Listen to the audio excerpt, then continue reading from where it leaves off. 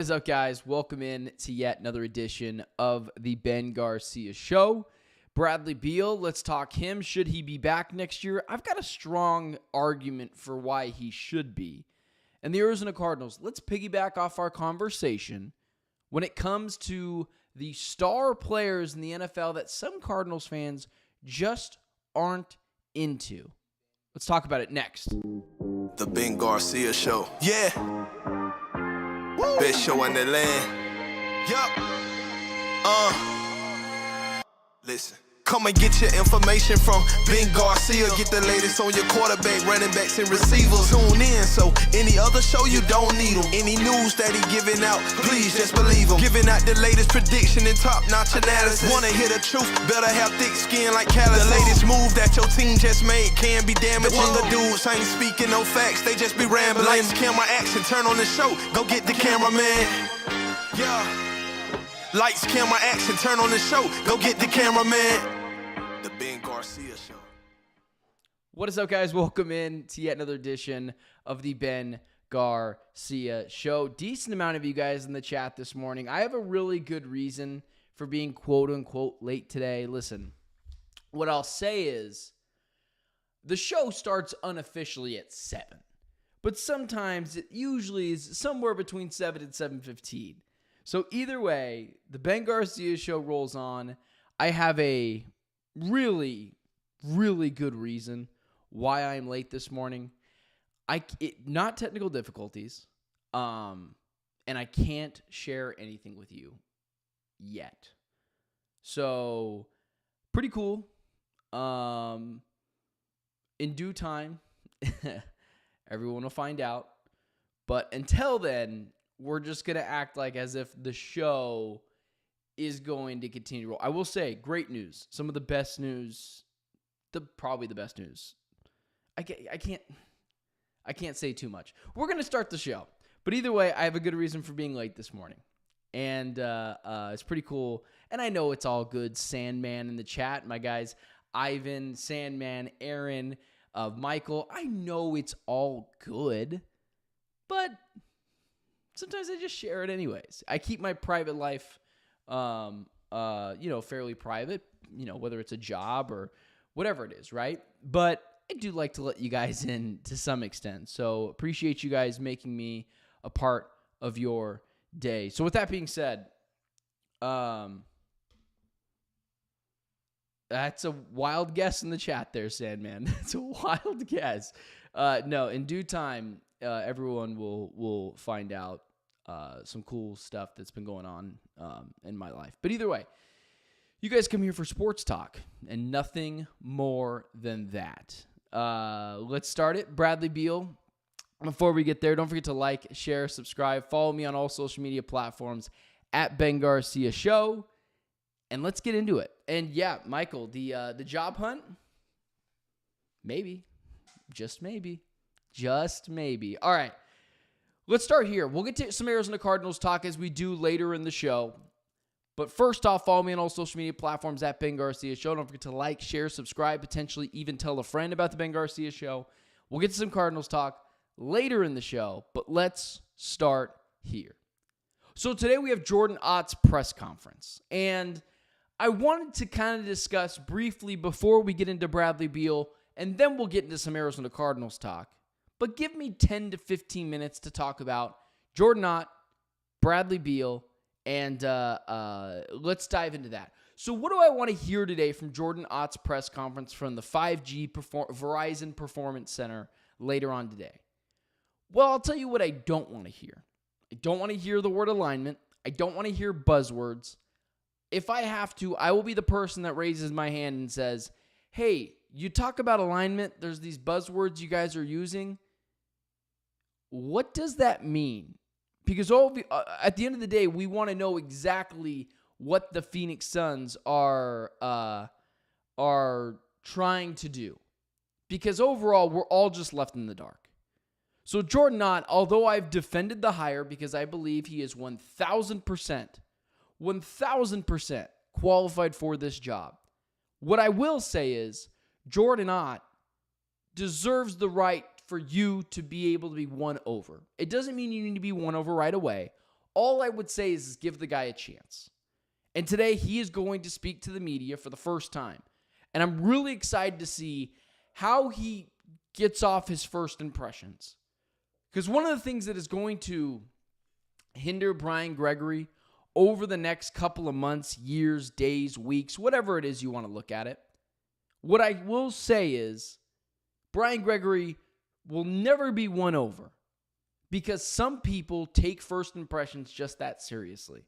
I'm the victim of me not taking first impressions seriously in my younger adolescence. I guess I'm only 27 now. I'm not that much younger now. But in my younger adolescence, I didn't take first impressions super seriously because I thought it was nonsense. But now I've learned it's like the most important thing. So I tend to give people some leeway with that. So even still, Brian Gregory, I understand that his first impressions were terrible and that will never leave people's brain cells. For me, I'm going to see it through. Because I have to treat him like he's someone who's not qualified for the job. So probably didn't understand that media presser was going to make or break it for a lot of people. And same with Jordan Ott. Jordan Ott will never have the bandwidth or the support from some people if he blows today's press conference.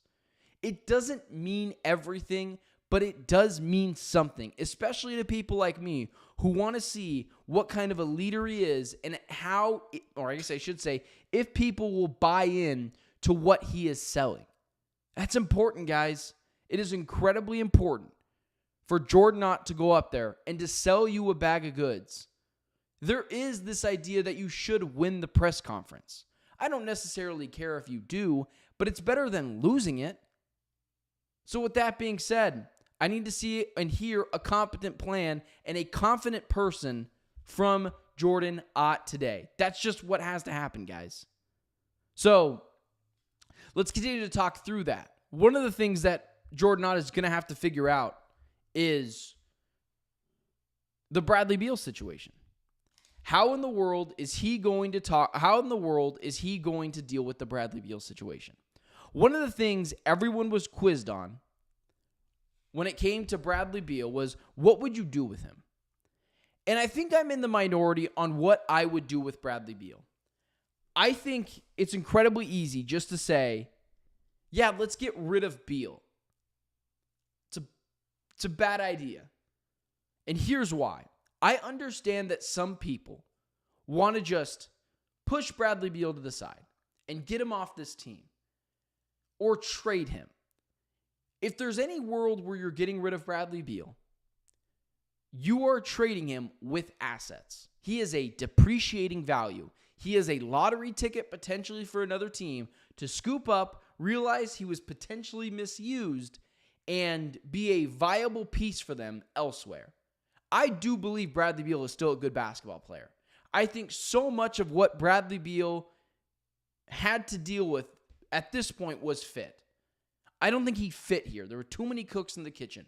KD, Devin Booker, Bradley Beal. It was too redundant. Each guys do everything the same. And Bradley Beal just does it at a worse pace than the other guys. But what I will say is I can buy into the fact that if Ryan Dunn is your starter, you make a trade with the San Antonio Spurs and you get someone good back. I don't know what that looks like. You nail the 14th overall pick in a trade with the San Antonio Spurs, which, by the way, I am absolutely for the trade. I mentioned, it's so funny because I do think that I'm a pretty intuitive individual and I think about these things and I see around corners. I put that San Antonio trade, not because I'm a reporter, because I have sources, just inferring things. I put that trade out there. Jeremy Sohan, Keldon Johnson, Harrison Barnes, and the 14th overall pick, like a month ago on Locked On Suns. And then all of a sudden, everyone's talking about that deal. It's like, I mean, come on. I want a little bit of credit, not necessarily, but either way. Let's say you get the correct players back. And you nail the 14th overall pick, and you potentially nail the 29th overall pick again. I do think there's a world where Bradley Beal can be a contributor to that team What people need to get themselves out of is that this Suns team is a finals team or is a bona fide Western Conference finals team. You have to change your view of what the Suns are going to be next year. I think top end, they can be a playoff team. You align this roster correctly, you make Bradley Beal a certified number 2 scorer, there is a world where this could work. Not to mention, guys, I don't want to act like I'm like, oh, keep Bradley Beal here. We need Bradley Beal. No, I'm kind of sick of his attitude too. And I've defended the guy for a long time. However, next year, Bradley Beal's only got 2 more years left on his deal. It's a terrible deal, but after next year, it's 1 year left on the deal. Me and my co-host Brendan talked about this after a Locked On podcast show, and I was like, that's a positive trade asset. He's got $50 million coming off the books next year. Everyone would want that expiring contract. And Brendan kind of talked some sense to me. He was like, no, it's just not a negative asset. Either way, that's a positive for me. If you're telling me next year I can move Beal and not have to give up a pick or a player, especially where next year you're not going to be a playoff team, I think that's a world where you should keep Beal around. I just also believe he can be a valuable contributor to a team that's not trying to win a championship, but just trying to win games and rebuild a culture. But I know that's a hard pill to swallow for some Suns fans because I agree with you. He drove me insane last year with some of his comments. He sank his own ship with the fans last year and no one else. Now, I'm not for the Bradley Beal ruined our team. It's not his fault that another team gave him $60 million a year. You would take that as well. You got to blame the front office for making that deal. You got to blame Devin Booker and Kevin Durant for recruiting Bradley Beal to the Phoenix Suns. But it didn't work out. But I do think that there is a world where he can help on a team that's just trying to win games. Combine it with the fact that next year, he becomes an expiring deal with like $55 million left on it. That's a valuable asset to have because everyone's going to look at it and say, I could free up $55 million in cap space? Well, why wouldn't I do that now?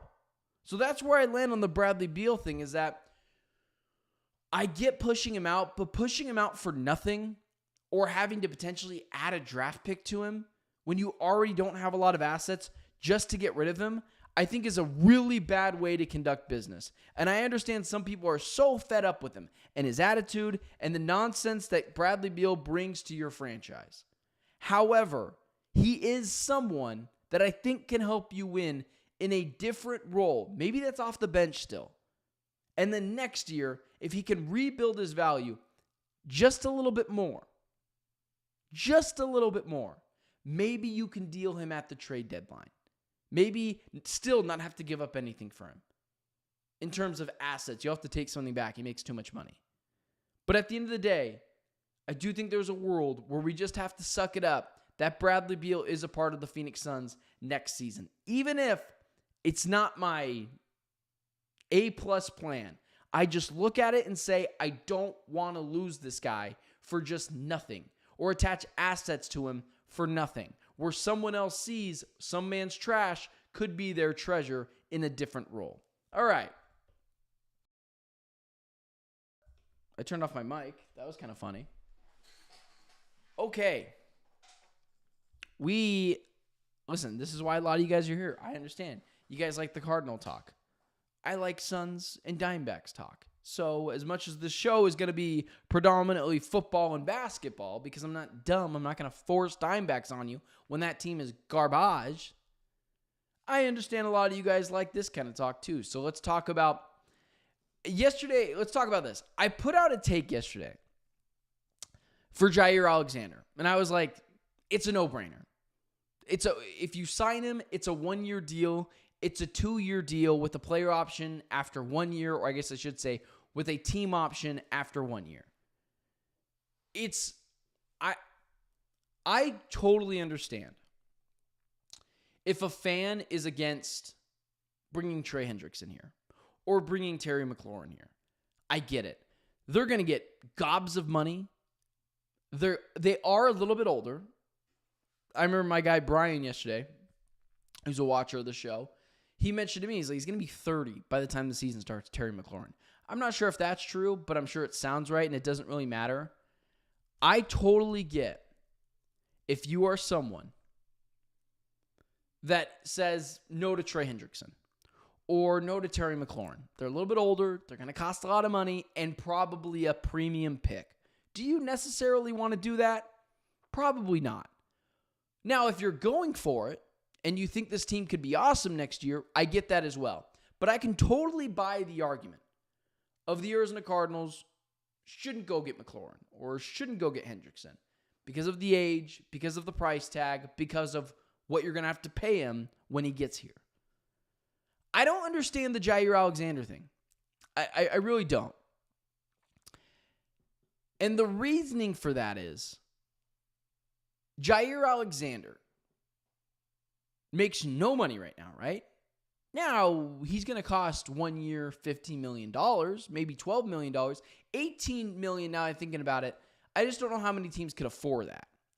But 1 year, $12 million, $14 million. I understand he's not a Monty Ossenfort guy. I totally get that argument, guys. He's a little cocky, a little outspoken, often injured. Those things say no for Jaire Alexander as a Cardinal. But at some point, the talent outweighs the distractions. And if it's a 1 year deal, 1 year, $12 million, right? Maybe I overshot the moon a little bit at $18 million. But if it's 1 year, $12 million, guys, he was a certified top 5 corner like 3 years ago. And you say to yourself, well, yeah, he's 31 now. That's why. Well, no, he's 28. In fact, he won't turn 29 until after this NFL season. He's very much in his athletic prime. Now, is he often injured? Sure. But it's a position that you would want some depth at. Maybe outside of offensive line and defensive line, you want some depth at the cornerback position. Now, the Cardinals have depth at the defensive line. Offensive line, I'm a little worried about. But if you can pair Jaire Alexander with Max Melton and Starling Thomas and Will Johnson and Garrett Williams and Budda Baker and Jalen Thompson, I would be all for it. It's just too low of a risk with too high of a floor to fail, or too high of a chance to succeed for you. If it blows up in your face, let's say he's a distraction and you gave him $12 million. Cut him by the end of the season. Who cares? Trade him by the trade deadline. Someone will be interested for a 7th round pick to take him back. But the upside is he's awesome. He mentors Will Johnson.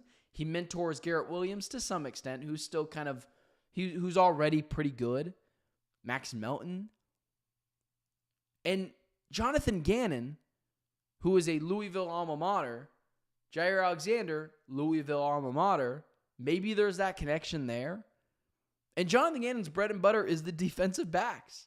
That's what he started off coaching when he started his NFL coaching career years ago. He understands defensive backs.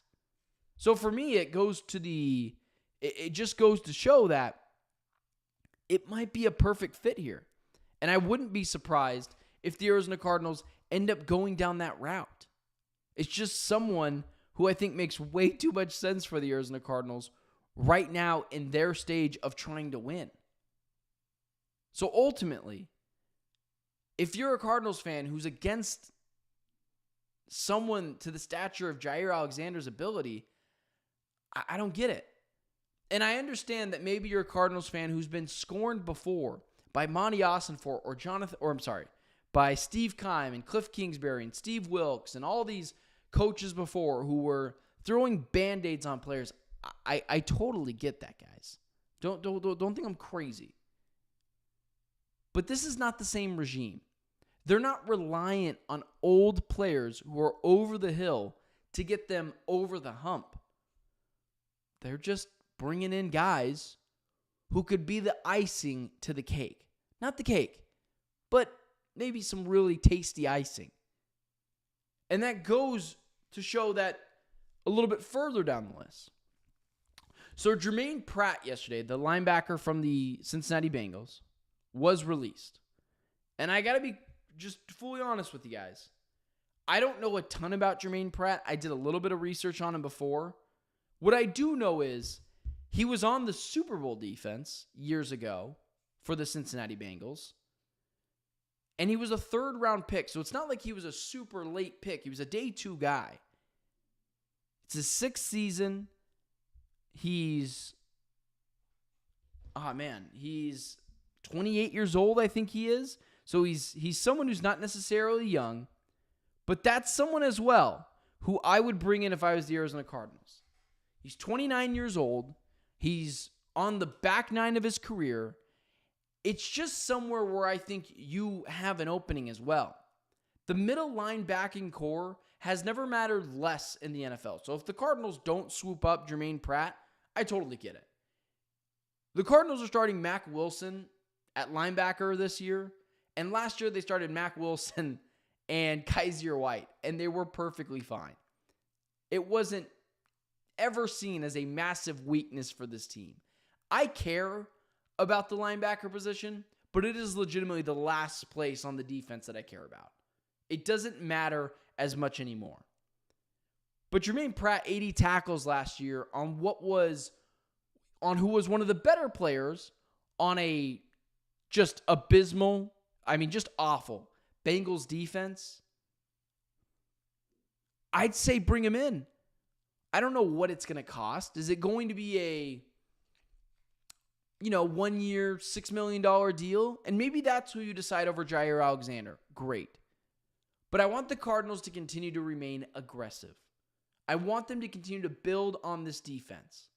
And the reason why, even though I believe this Cardinals defense is awesome, but the reason why I want them to continue to add pieces is because the more and more I think about this Cardinals season, the more and more I think to myself, this team is going to be based off the run game and playing stifling defense. That is not an indictment on Kyler Murray. If anything, it's an indictment on Drew Petzing. This is not going to be a throw the ball downfield 30 times offense. They're going to run the ball. They're going to play defense. And to be fair, that's like the best way to beat the elite quarterbacks in the NFL. Keep those guys on the side of the field. Run the ball, play stifling defense. So those are 2 guys I'd bring in. Germaine Pratt, 29. Jaire Alexander, 28. They're not going to cost anything to actually bring them here in terms of a trade asset. You just have to sign it to a deal. And after 1 year, the money goes away. You're just using your money for this year. You get the money back at the end of next year. Their contracts, when they're 1 year deals, don't go into a second year. That's not how money works. I get being conservative. I get being someone who's like scorned because Steve Keim was an idiot and a drunk and never did anything correct, and Cliff Kingsbury was dumb. Like, I get that. However, at some points you do have to go get guys to help kind of put you over the top a little bit.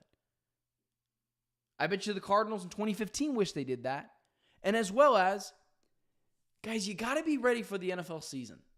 You got to be ready for the impossible. Did anyone think in 2008 the Cardinals were going to go to the Super Bowl? We have improbable Super Bowl runs all the time. What if the Cardinals are awesome this year? What if they go to the conference championship game or they go to the divisional round and they're burned by a couple of really good wide receivers? You're going to say to yourself, damn, I wish we would have gotten Trey Hendrickson, or damn, I wish we would have gotten Jaire Alexander, or damn, I wish we would have gotten Germaine Pratt.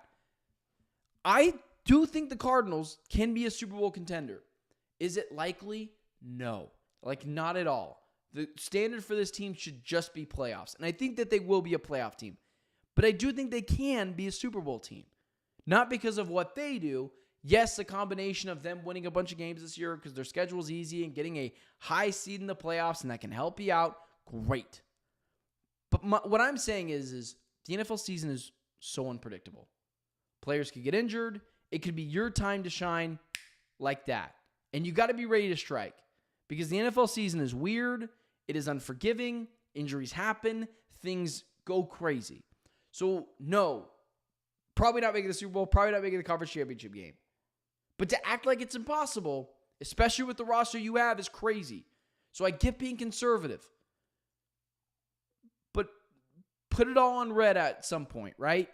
You're going to have to go all in at some point. And this isn't even that. These are adding key veteran players who can help you. So I get being a little tense and worrisome about what the Cardinals are doing. But what I would say is lean into it. Lean into it. Because this season could be crazy. What if Mahomes and Hurts and Stafford, like all these guys get injured? And you're left with one of the better quarterbacks in the NFC because the NFC is not very good? Let's say you make the Super Bowl.